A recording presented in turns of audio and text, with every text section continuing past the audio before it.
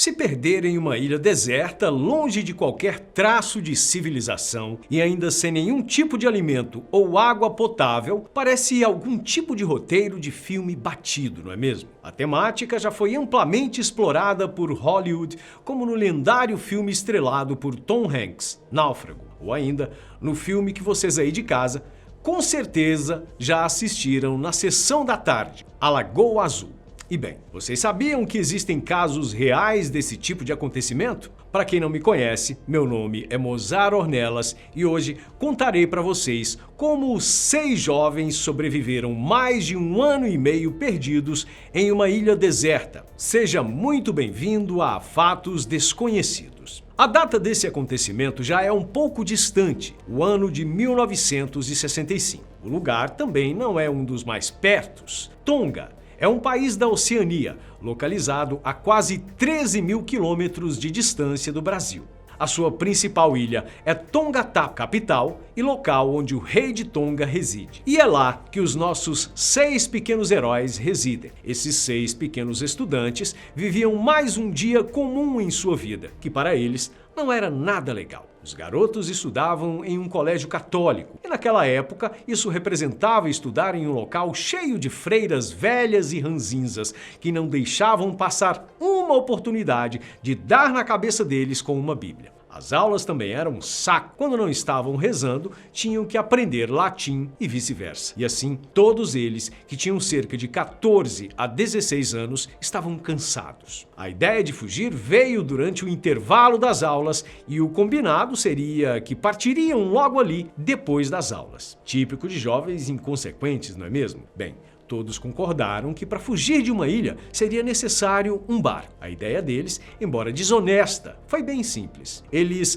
alugariam um barco de um marinheiro velho e rabugento do cais. Só que bem, é claro, nunca o devolveriam, mesmo se tudo na viagem não tivesse simplesmente dado errado. O destino também já tinha sido escolhido, a ilha de Fiji, a cerca de 800 quilômetros de distância. Lá, eles esperavam arranjar empregos e fugir de todo o tédio de suas vidas em Tongatapu. Bem, para marinheiros experientes, a viagem não é tão complicada, ainda mais com equipamentos de navegação adequados, como as famosas bússolas. Só que, inocentemente, nenhum dos meninos, no momento que chegou a hora de embarcar, se lembraram de levar qualquer tipo de ferramenta que poderia ser importante. Eles partiram já próximo do anoitecer, apenas direcionando o barco na direção que desejavam ir. Não demorou muito também para todos pegarem no sono. Quando acordaram, começaria o pesadelo que duraria um bom tempo.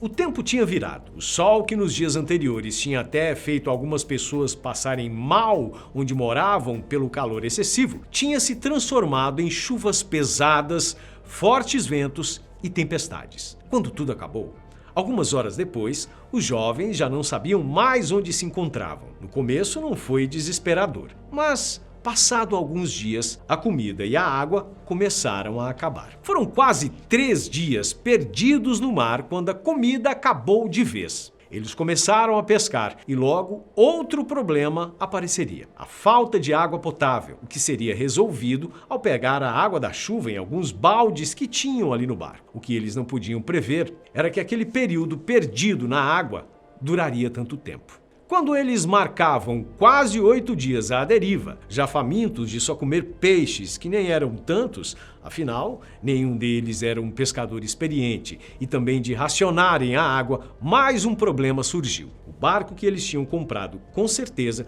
não estava preparado para aquela viagem. Depois de tanto tempo sem manutenção, apenas flutuando nas águas, ele já começava a mostrar sinais que poderia afundar a qualquer momento. Eles começaram a discutir quais eram as melhores opções que tinham, já que alguns deles já começavam a mostrar sinais de desespero e nervosismo. A reunião daquela noite foi terminada sem nenhuma decisão concreta sobre o assunto. Só que a manhã seguinte trouxe uma nova esperança para o grupo. Um pequeno ponto no meio do mar, que não parecia ser nada da visão do barco, começou a ficar mais claro e após 8 dias de viagem, os rapazes conseguiam pela primeira vez enxergar terra firme. Eles ainda não sabiam disso, mas tinham chegado à Ilha de Ata, uma ilha desabitada, tendo sua última visita humana por volta do ano de 1860, sendo uma rota de fuga para escravos. A ilha é quase como um grande rochedo no mar. A maior parte de sua encosta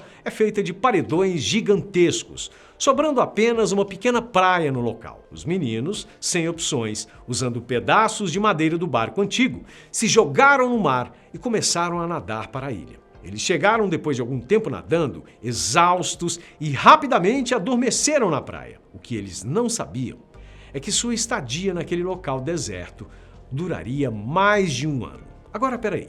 Dando uma pequena pausa nessa história, temos que contar uma outra história paralela para vocês entenderem melhor como a vida desses meninos acabaram sendo eventualmente salvas. Esse nosso outro personagem, além de resgatar os meninos, acabou também, de uma maneira bem inusitada, sendo salvo pelos rebeldes jovens de Tonga. Peter Warner era um australiano de 20 e poucos anos na época em que os meninos estavam perdidos em águas desconhecidas. Seu pai, Arthur Warner, era um empresário bem-sucedido no ramo de rádios, o que era uma tecnologia importante da época. Peter vinha sofrendo muita pressão para entrar no negócio do pai, mas, assim como os meninos que estavam perdidos, ele não tinha muita vontade de assumir tanta responsabilidade. Ele, então, fez um acordo com seu pai.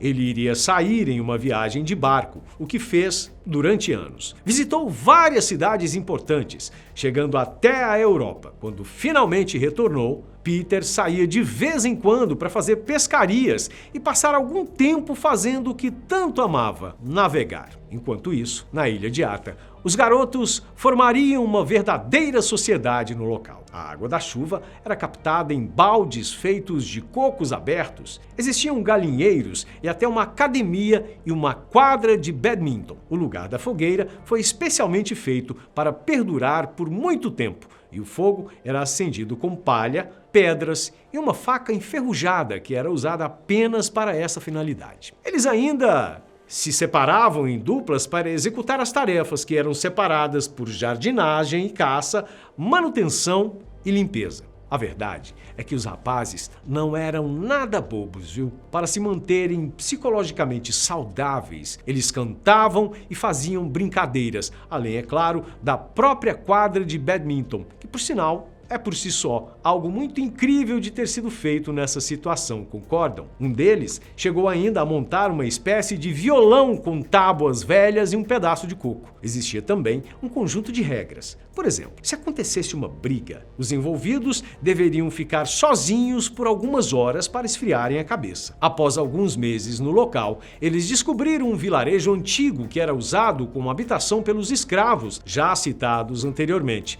e lá encontraram bananas e outras frutas, além de galinhas. Mas como vocês podem imaginar, a vida no lugar não era nada confortável. A comida era escassa, não existia cuidados com a higiene e os meninos estavam expostos a qualquer tipo de ameaça, como tempestades ou, ainda pior, ataques de piratas e contrabandistas, que constantemente utilizam essas ilhas para se refugiarem. Um deles chegou a quebrar a perna caindo de uma das pedras da ilha e, após ter talas feitas de bambu aplicadas na perna, teve que ficar vários meses sem trabalhar. Todas essas adversidades fizeram os meninos ficarem com aparências um pouco selvagem, lembrando muito um grupo de vários moglis, o menino lobo. E é com essa aparência que Peter, fazendo um pequeno desvio de barco em uma de suas viagens de pescaria, viu um dos meninos na ilha. Ele estava só passeando pela região, quando encontrou uma pequena elevação no meio do mar, a minúscula Ilha de Ata. Resolveu se aproximar e, quando estava perto o suficiente, o que viu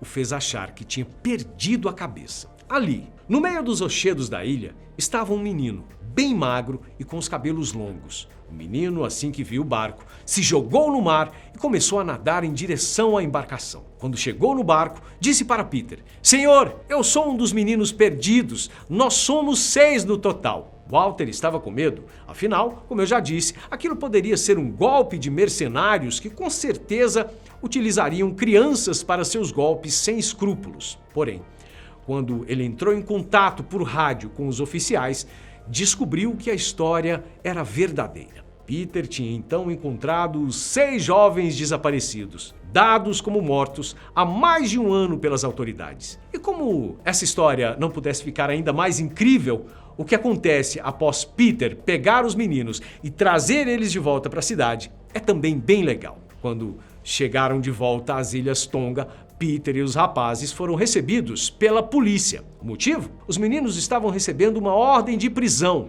incrivelmente, pelo motivo de terem roubado o barco do senhor Rabugento. Você acredita? Eles foram para a prisão.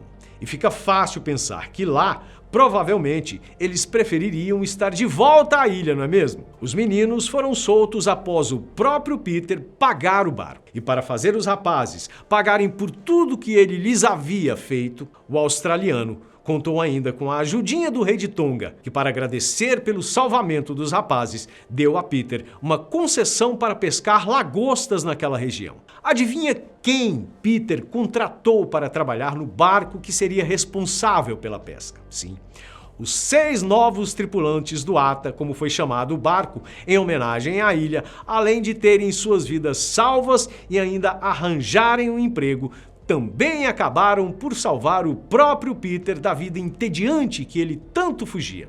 O novo negócio de pesca conseguiu lhe dar uma saída do trabalho do escritório que seu pai tanto queria para ele. Uma opção que ele gostava muito, já que adorava pescar. Essa história foi descoberta por um escritor holandês, Rutger Bregman, e contada em seu livro Humankind. Uma história incrível, não é mesmo? O que vocês acharam dela? Deixem aqui nos comentários pra gente. O seu retorno é muito importante para nós. Um abraço.